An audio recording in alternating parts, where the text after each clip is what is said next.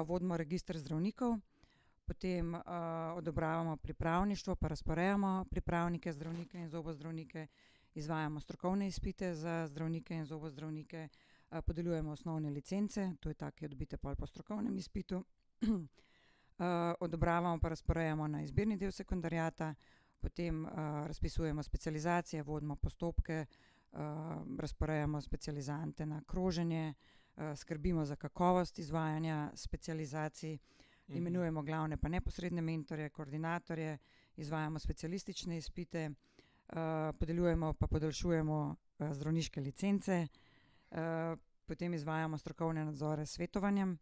Zdaj od decembra lansko leto nimamo več izrednih nadzorov, nam jih je pač ministrstvo vzelo, bo pač neka agencija za to skrbela. Izvajamo tudi izpit iz slovenskega jezika, 3 leta pa pol že za tujce, a ne. Pa podeljujemo SPI točke za dogodke, se pravi te, ki jih porabite za podaljšanje licence. Zdaj zaenkrat imamo samo na papirju napisana tudi certificirana znanja, ker še čakamo, da bodo prva znanja iz Slovenskega zdravniškega društva prišla, ampak potem bomo tudi se s tem še ukvarjali naprej. Potem druge storitve, se pravi, zakaj bi nekdo sploh želel biti, a ne, član zbornice. Član mora biti vsak zdravnik, ki opravlja zdravniški poklic in zobozdravnik, a ne.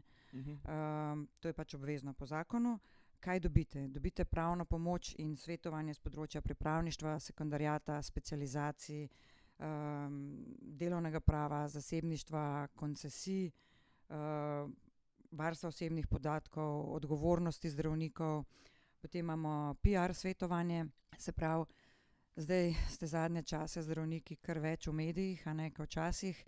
Če se vam kaj takega zgodi, je fino poklicati na našo dežurno številko, se najprej z PR službo posvetovati, kako se odzvati, a se odzvati, a ustno ali pisno ali kaj podobnega, a ne.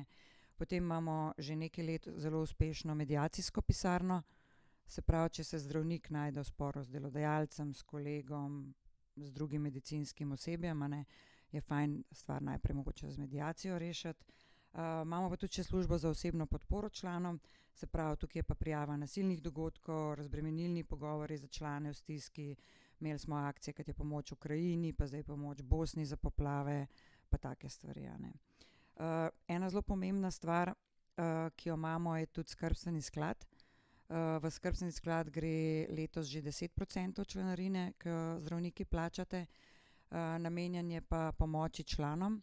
Se pravi, v prvi vrsti pomagamo otrokom umrlih članov, trenutno jih je 57, a ne, takih otrok, za katere skrbimo, pa tudi, če imate kakšno drugo finančno stisko, lahko pomoč dobite. Letos so recimo za ta namen 237 000 evrov članskega denarja, a ne. Potem imamo pa še karierno svetovanje, to je pa zaživelo pravzaprav v prejšnjem mandatu.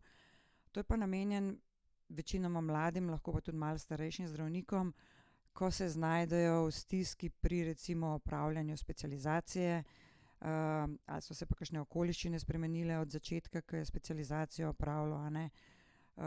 Imeli smo zelo različne primere, zdaj do kariernega svetovanja lahko sicer kdorkoli pride, ampak nekaj od teh sem jih jaz napotila, ker sem jih videla kot vodja oddelka, ker smo se matrali, kako naprej pa zaključiti to specializacijo, preusmeriti na drugo specializacijo ali kaj podobnega.